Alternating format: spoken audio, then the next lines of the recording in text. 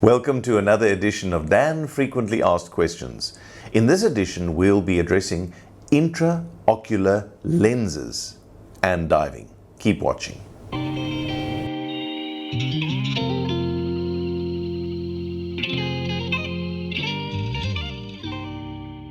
We actually got two questions from divers who had received intraocular lens implants, and they wanted to know how soon it would be safe for them to return to diving.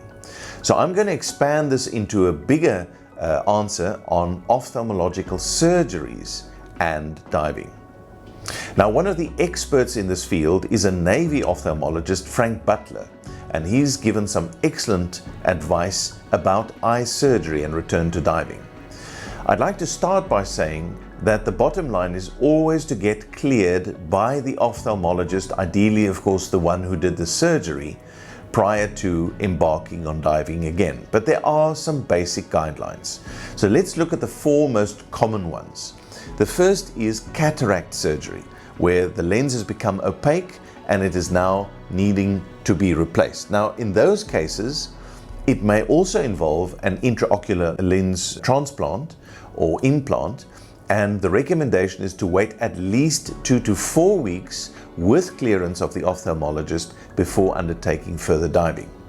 Then there's LASIK surgery, and interestingly enough, here the time period can be as short as 1 week to 2 weeks, but it depends on whether the flap, in other words, the part of the cornea that was lifted off so that the surgery could be done and the flap was then returned, that flap is stable.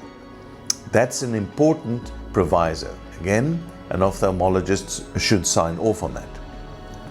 As far as intraocular lenses per se, the recommendation is to wait at least 1 month.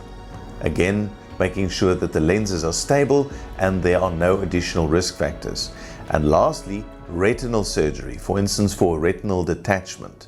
Here, there's a wide range of possible complications and levels of severity, so the recommendation is to wait at least 4 to 6 weeks so that the retina is stable before returning to diving. So I hope those essentially outlines in how to deal with post-ocular surgery return to diving give you something to work on. Bottom line, check with your ophthalmologist. And with that, until next time, safe diving.